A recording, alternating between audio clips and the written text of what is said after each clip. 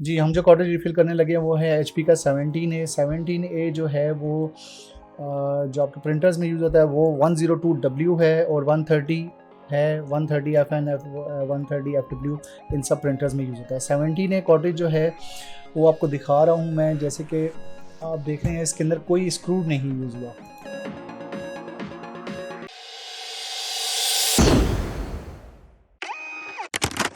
Locks وغیرہ اس کے توڑ دیے جائیں تو دوبارہ یہ صحیح سیٹنگ میں نہیں آتا.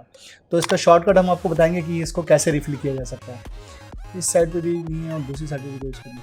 آپ ایک پیکٹ لے لیجئے.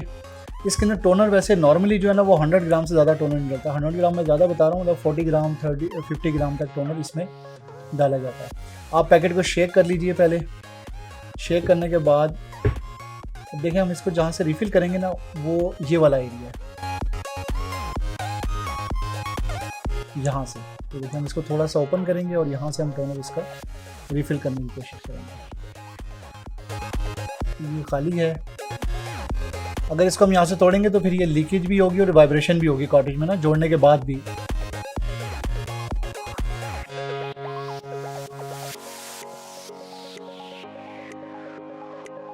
یہاں سے کٹ لگا لیجئے. باریک سا کٹ لگائیے گا, زیادہ اس کو موٹا نہ ہو وہ کٹ نا, تاکہ زیادہ ٹونر اس کے اندر سے نہ نکلے. ٹھیک ہے جی, یہ دیکھیں یہ اس کا ہول ہے. اس ہول کو ہم کینچی سے تھوڑا سا اوپن کر لیتے ہیں تاکہ ہمیں اس سے ٹونر جو ہے نا انسرٹ کرنے میں آسانی ہے.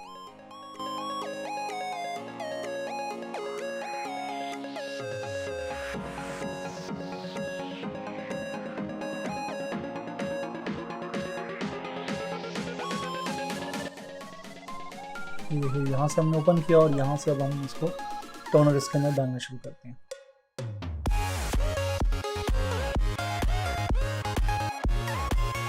بالکل سلو آپ نے ڈالنا ہے, بس ٹونر باہر بھی نہ گرے, اور بڑی احتیاط سے جو ہے نا وہ اس کو آہستہ آہستہ فل کرتے رہنا ہے. اب ہم اس کو تھوڑی دیر میں جو ہے نا اس کو موو بھی کریں گے. اس کے گیئر سے اس کو کپل کروا کے تھوڑا سا چلا کے کوشش کریں گے کہ آگے کی طرف ٹونر ٹرانسفر ہو جائے.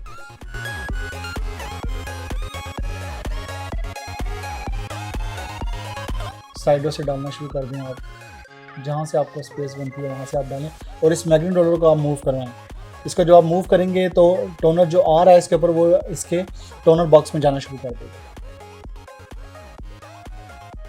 اس کا بہترین حل اس سے زیادہ اچھا نہیں ہو سکتا. اسی طریقے سے شارٹ کٹ کے ذریعے ہم کر سکتے ہیں. اگر ہم اس کے لاکس وغیرہ توڑیں گے تو اس کی لیکیج کی اور پھر اس کو وائبریشن کی پرابلم آئے گی. آوازیں کرتا ہے پرنٹر آپ کا, بیسیکلی تو وہ کارٹریج اب آوازیں کرتا ہے, کارٹریج بیڈ ساؤنڈ پیدا کرتا ہے اور ہم سمجھتے ہیں کہ شاید پرنٹر میں پرابلم ہے. ریفل ہونے کے بعد یہ آپ کا 17A جو کارٹریج ہے وہ تیار ہے. اب آپ انہیں پرنٹر میں لگائیے اور پرنٹنگ کو انجوائے کیجیے.